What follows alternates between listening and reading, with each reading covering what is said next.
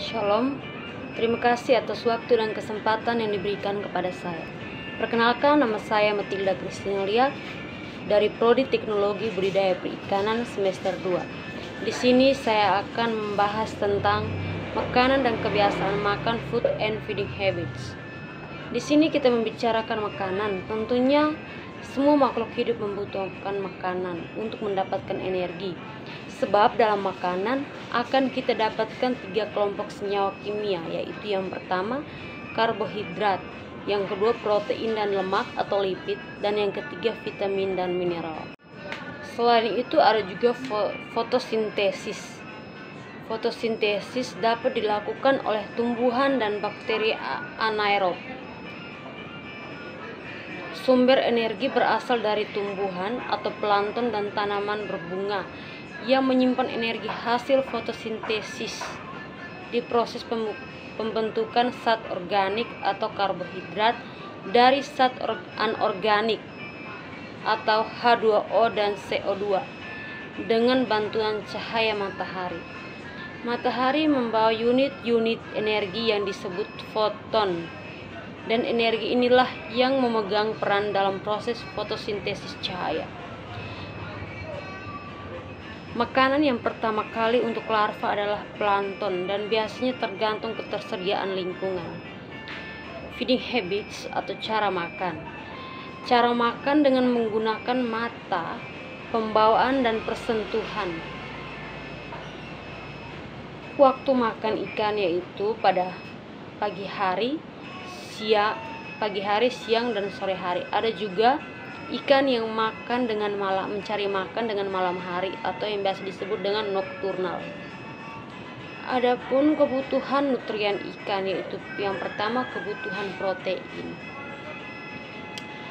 Kebutuhan protein dibutuhkan oleh ikan untuk pertumbuhan dan menghasilkan energi dan merupakan bahan penyusun utama dari jaringan dan organ tubuh hewan, dan unsur nitrogen lain seperti asam nukleat dan hormon.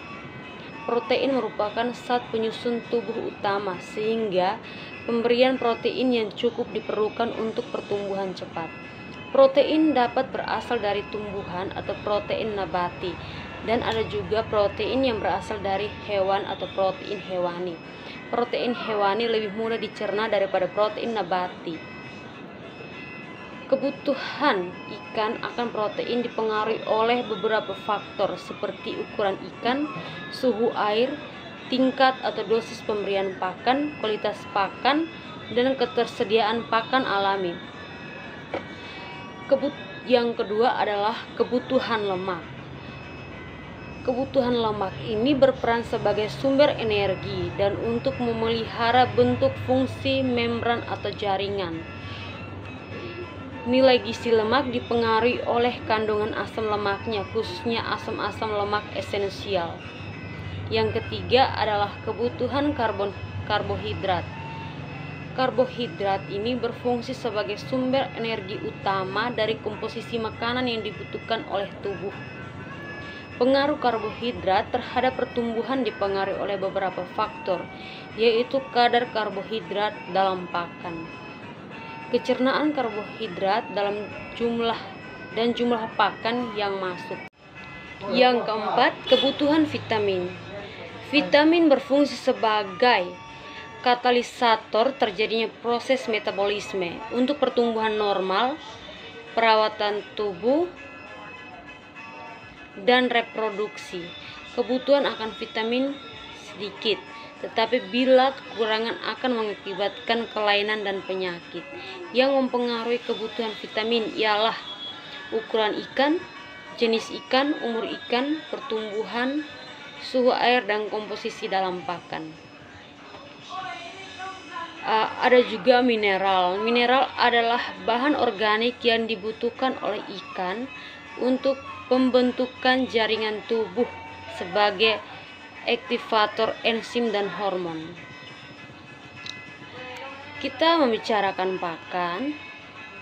Itu ada pakan alami, yaitu pakan yang berasal dari alam, dan juga ada pakan buatan. Pakan buatan adalah pakan yang sengaja dibuat dari beberapa jenis bahan baku. Penggunaan Penggunaan pakan buatan, yaitu yang pertama, dapat disediakan dengan mudah secara kontinu dalam jumlah yang cukup, dan tersedia bahan baku yang banyak dan murah serta bernilai tinggi. Penggunaan pakan buatan adalah karena dapat disediakan dengan mudah secara kontinu dalam jumlah yang cukup dan tersedia bahan baku yang banyak dan murah serta bernilai gizi tinggi. Tujuan pemberian pakan buatan adalah untuk memenuhi kebutuhan organisme akan zat pakan, baik secara kualitatif dan maupun kuantitatif. Sekian presentasi dari saya. Terima kasih.